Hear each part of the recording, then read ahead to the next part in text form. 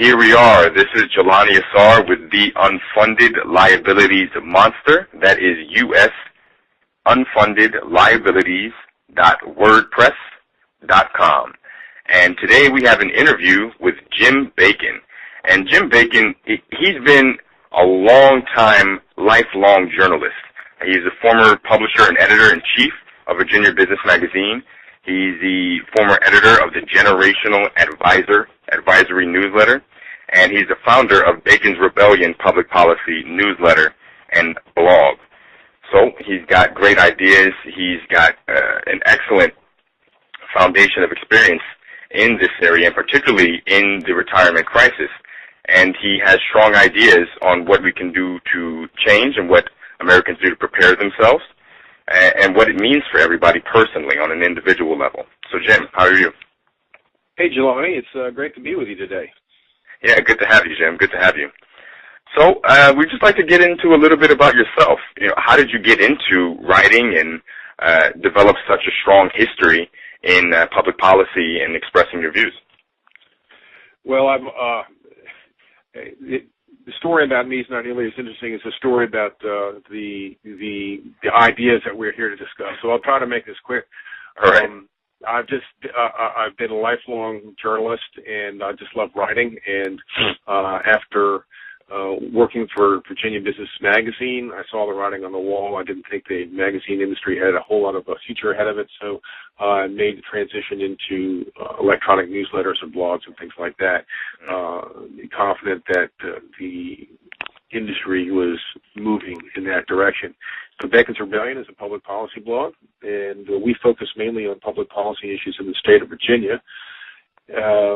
But I also have an interest in national issues like the ones that you're interested in. I wrote a book called Boomergeddon, which describes the coming fiscal calamity facing the United States and how it affects baby boomers and what we can do about it. Great.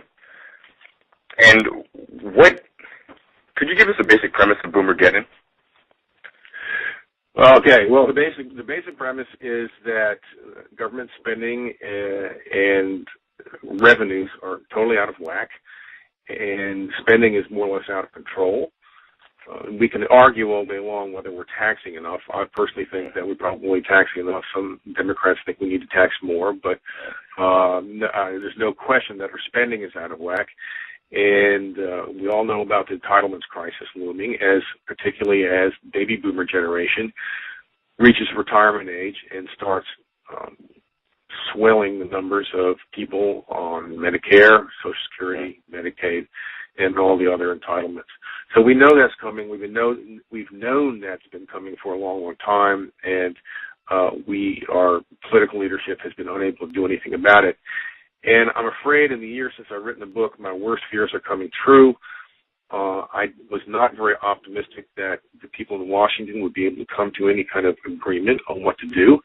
And we can see with the whole debate over the budgetary impasse and the threat to shut down the government that no one is anywhere near a political compromise right now. The divisions of this country are just simply too deep. So I'm very pessimistic that we can come to a solution that will allow us to resolve these long-term issues without a very ugly crash. And you say a very ugly crash. I mean, what would that actually look like for the individual and for the nation as a whole? What we're talking about now is continually mounting debt. Even the Obama administration, under its what I think are very optimistic forecasts, expects the national debt to increase from about $14.3 trillion or so now to $21 trillion in another 10 years. $21 trillion, think about that. That's a lot of money. Right. I happen to think that that's probably optimistic because it is dependent upon optimistic forecasts for economic growth. And the economy seems to be growing markedly slower than is included in those long-term forecast projections, which means that revenues will be lower. Alternatively, it may even be optimistic on the interest rate side. So I argue in the book that we're heading from a global capital surplus in which you can get away with having zero interest rates or fractional percentage points interest rates to going back to maybe the way interest rates were back as recently as 1990 when there were the 10-year Fed was 10%. The 10-year Treasury rate was 10%. So if that happens, then our interest rate payments are going to be much, much higher than anyone projects at present. So there's a lot of room for concern on the downside, and that's just the next 10 years. After that, the entitlement crisis really gets out of control.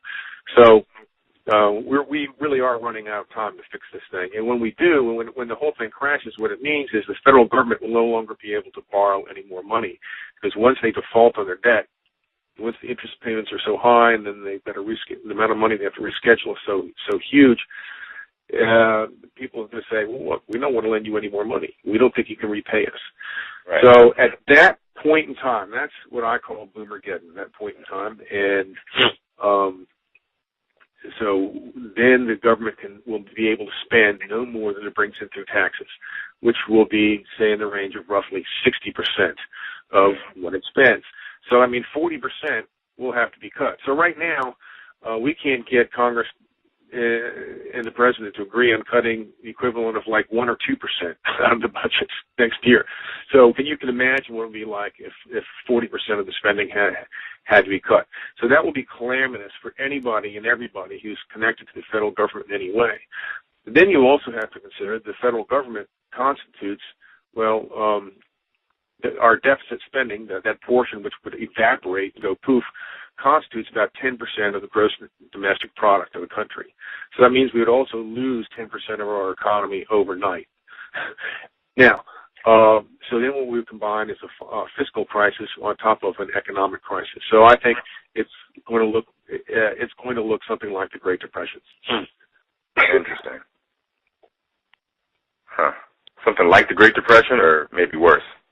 Well, the Great Depression was pretty bad, and we're a lot wealthier society now, so I think we maybe, I don't think we'll have thousands of hobos catching train rides across the country and things like that, but it will be a major come down in the standard of living for Americans across the spectrum.